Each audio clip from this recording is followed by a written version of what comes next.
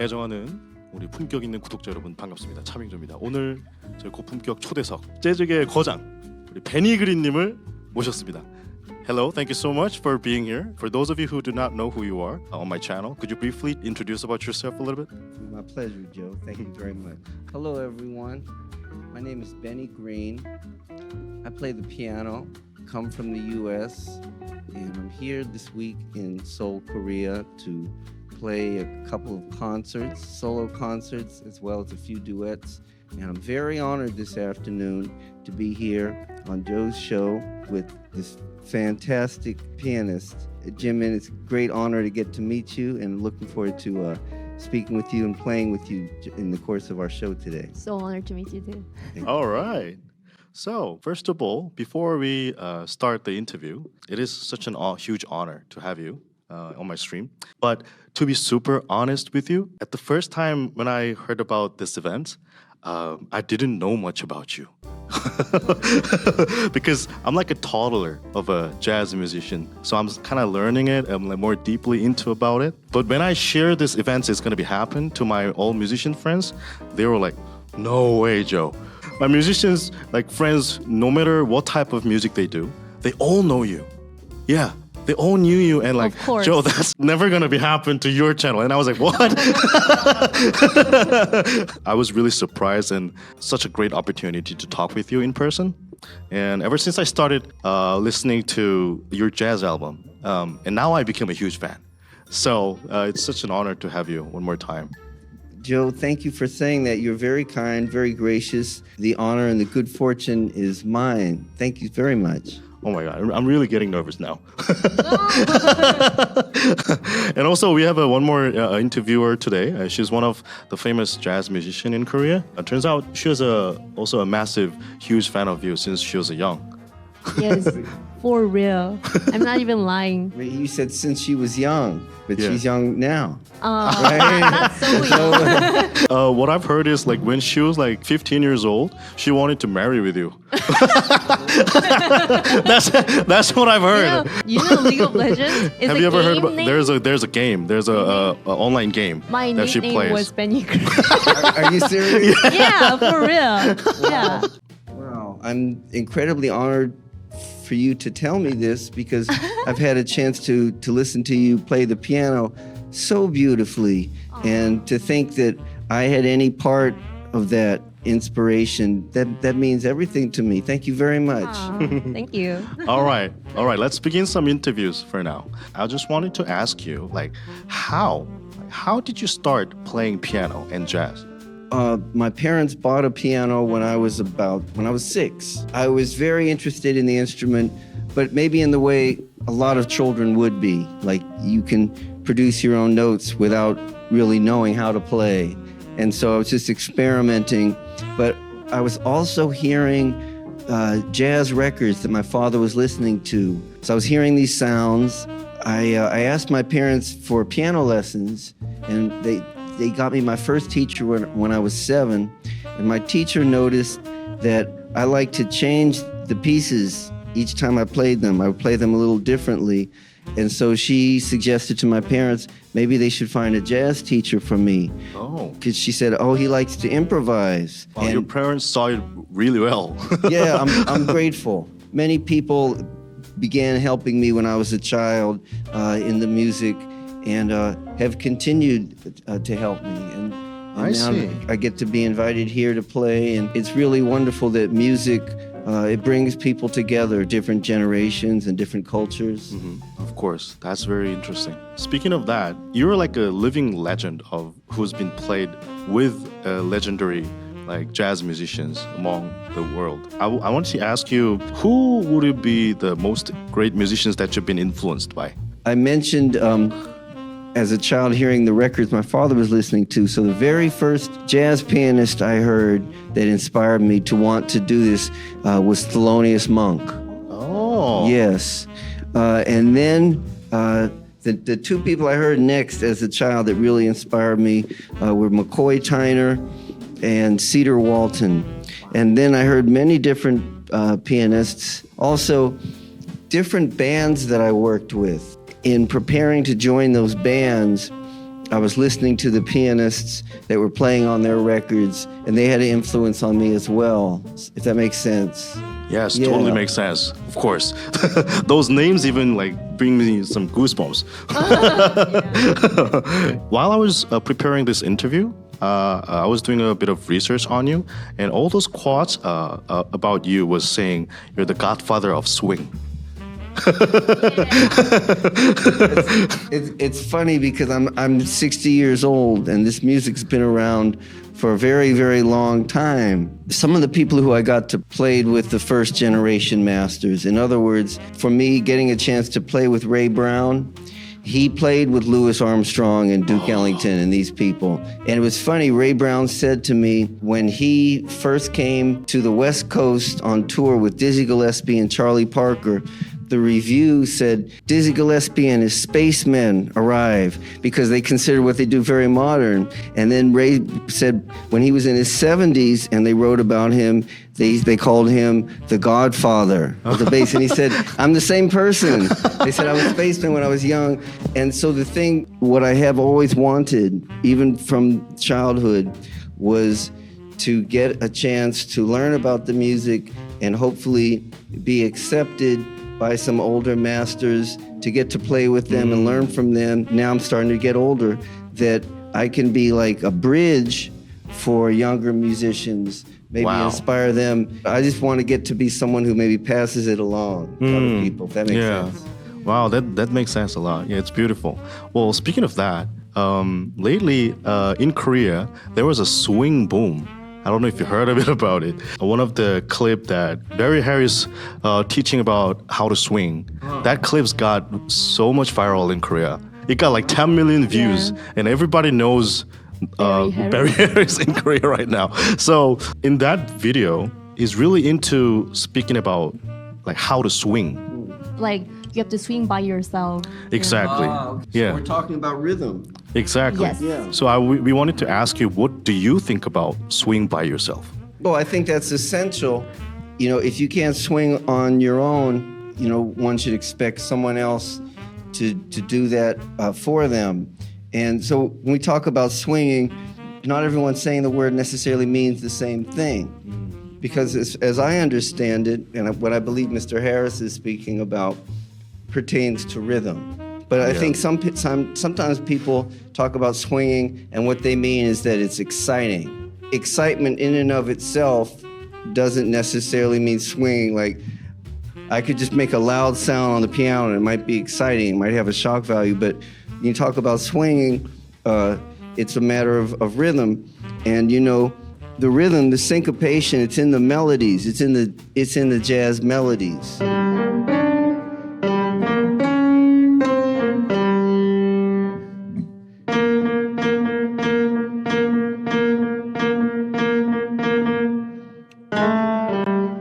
Right. So you have accented notes and non-accented notes, short notes and long notes, but it's in the melodies.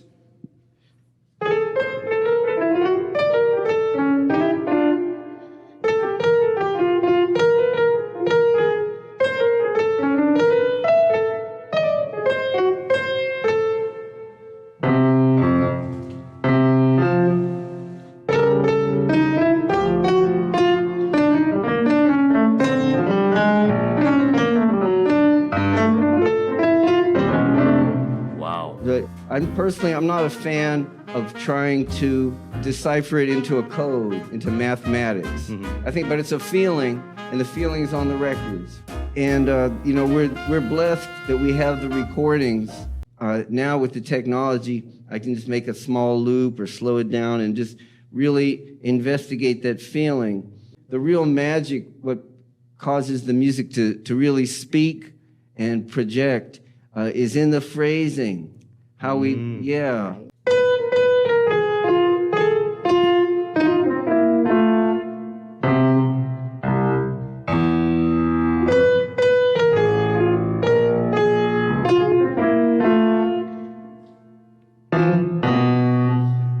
Yeah. Okay, I'm gonna ask you what musicians wanna ask you. Do you still practice a lot?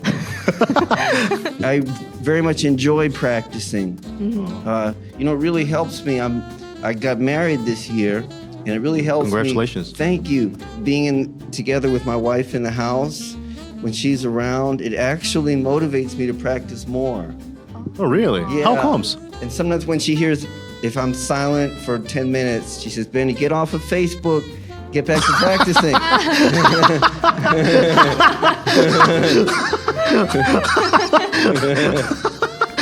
Wow. That's so nice. And it really helps. I recently found some old cassette tapes that my mother made in the 80s and 90s when I would come to playing with different groups, with Betty Carter and with Art Blakey and Ray Brown. And I listened to myself back then, and I was younger, my body was younger, and my chops physically sound very relaxed, very fluent. But I was playing many notes, playing a lot of notes. Now, you know, as we get older, time becomes more precious, right? Right. And so now I'm thinking, you know, when I practice, want to practice more carefully.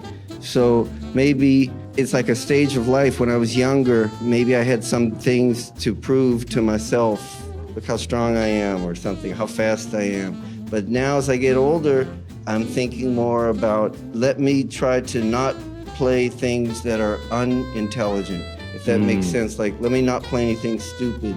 I'm more interested in not playing anything stupid than trying to play anything great. That I makes see. sense. Yeah, it Yeah. kind of makes sense that you like what you've mentioned before we start streaming, like when Jimmy and you guys were talking about, like you try to loosen more stuff rather than put a lot of into the playing. Oh, yes. Yeah. We were right. We were speaking earlier about taking a reductive approach, like editing, thinking about noticing things that maybe don't serve our highest objective as artists, what we're playing for, what kind of emotion, what kind of spirit we're wanting to convey to the listener, and just beginning to notice things that I'm doing, things that I'm playing that are extra from that. If once I notice those things, working conscientiously over time about not repeating those unthinking habits. If that makes sense. Yeah, It's a process, I guess. True. Oh, that's beautiful. Wow. So I'm curious, like,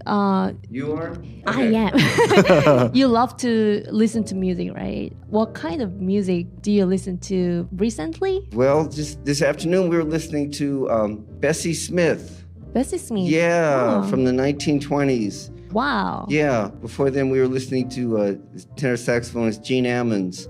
Honestly, most of what I listen to is jazz. Most I see. of what I listen to, but I'm open if a friend plays me something else, I can enjoy it. It doesn't have to be jazz for me to enjoy it, but on my own, I'll probably put on something that's jazz. Yeah. I see. Do you ever listen to any other style of music? Rather than jazz? Rather than jazz? Yeah, well, I mean, I guess I listen to things that are related to jazz too, like João Gilberto, Brazilian music. Oh, Brazilian music, yeah. Yeah, just also being a child of the 1970s, sometimes I like listening to kind of old school R&B and soul music, stylistics and Earth, Wind and Fire and that kind of music that I grew up with. I see. Yeah, but mostly I'm listening to jazz. Jazz. To be honest. Yes. I would love to be able to tell you something more exotic, but just to be It's honest, okay. mostly I Yeah, listen to just jazz. being honest is the best beautiful. answer, though. Yeah. Yeah, Right thank on. you so much. I think we should move on for the last question. Okay. Yeah, Yeah. before we do some jams Do you have any musical goal to from now on. I could speak in a very sort of general sense, if that's all right. Sure. Kind of in keeping with what I was saying earlier. I want to bring a good feeling when I play, and more as I live my life, I realize that the good feeling that I once thought I could control with the notes, I realize more and more that the good feeling, it comes from within. You know, it's a spiritual and emotional and in our physical condition. So I want to bring a good feeling when I play, and I want to continue noticing those kind of agendas that I've perpetuated over the years that are more ego-driven than coming from a place of love. Because I think if I can continue to notice those things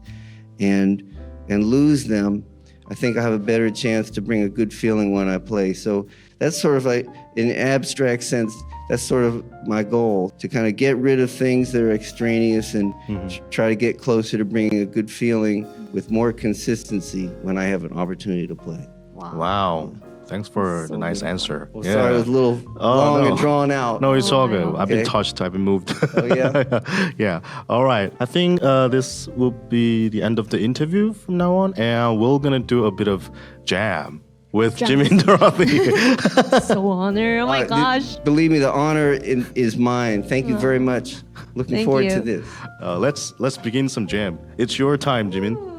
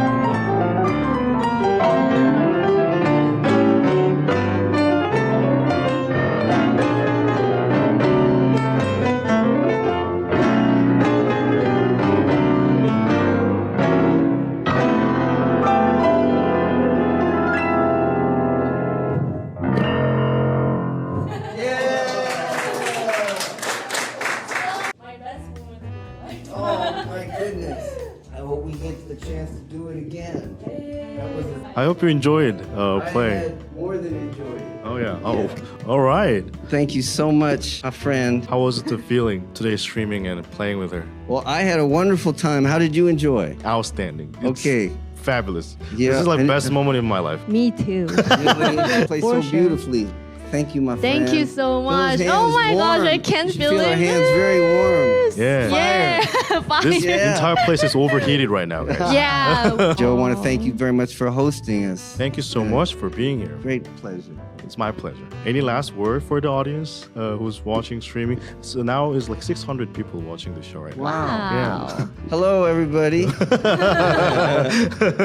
Thank you so much for watching the show. I realize maybe you were probably going to watch anyway to see Joe. I'm very, very happy to have the opportunity to play with this wonderful pianist here. I want to thank you for having us, my wife and I, in your country. I want to thank everyone of jazz so that musicians like myself can have an opportunity to come here and play in your fine country. Yeah. Thank you very much. Let's end the stream with the thing that I do all the time. 3, 2, 1. Jazz. Jazz. Thank you. Appreciate it. Joe.